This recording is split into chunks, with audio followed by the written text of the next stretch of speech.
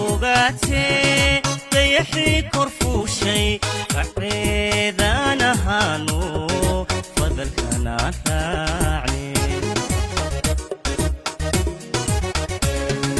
عدو يد فوقاتي ضيحي كرفو شي فعيدا نهانو فضلك أنا راعني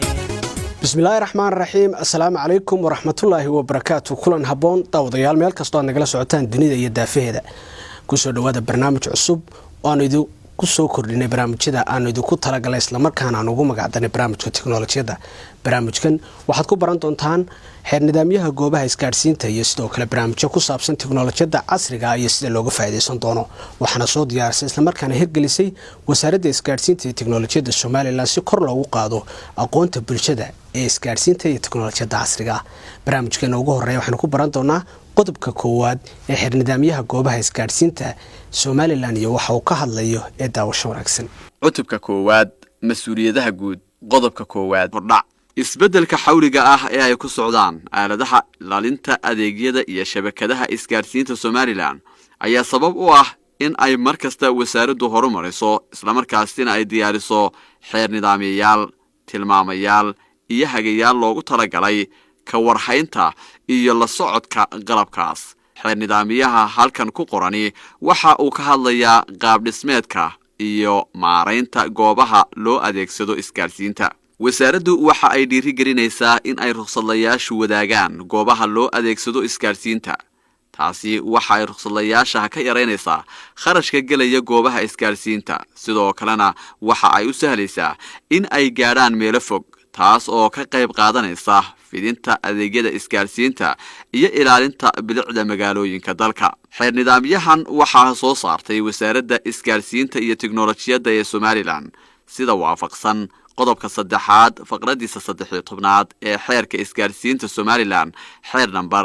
50/2011 intaasi adeenu daawadayaal ka nimaadno qaybta hore ee barnaamijkeena tiknoolajiyada qaybta labaad waxa si taxana ah aynu ugu soo qaadan doonaa maalinba qodobka aynu ka hadlayno sharaxaad ku saabsan waxaana soo jeedin doonaa agaasimaha waaxda isgaarsiinta ee wasaaradda isgaarsiinta iyo tiknoolajiyada Soomaaliland injineer Maxamed Cumar Maxamed ee daawasho wanaagsan bismillaahir rahmaanir rahiim isbeddelka xawliga ah ee ku socota tiknoolajiyada iyo isgaarsiinta adduunka iyo sidoo kale dalku waxay ku waajibinaysaa wasaaradda isgaarsiinta iyo tiknoolajiyada inay diyaariso xeer nidaamyaal hagayaal iyo habraacyo loogu talagalay inay la jaan qaadaan isbeddeladaas sida awgeed wasaaradda isgaarsiinta iyo tiknoolajiyada waxay qaranka mas'uul uga tahay inay nidaamiso isgaarsiinta iyo tiknoolajiyada dalka maanta waxaan halkan ku soo bandhigaynaa mid kamid ah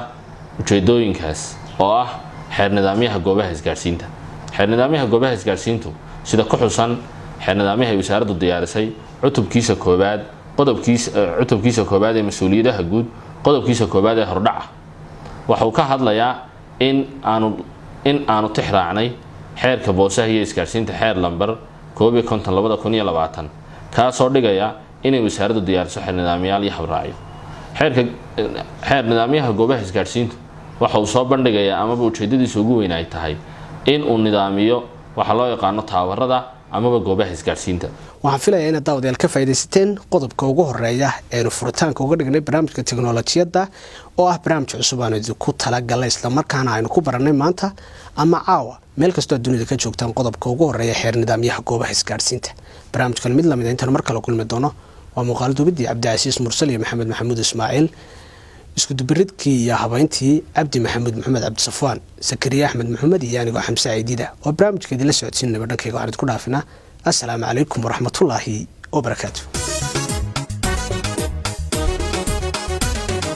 عدو يد فوقاتي ضيحي كرفو شي فعيدا نهانو فضلك أنا راعني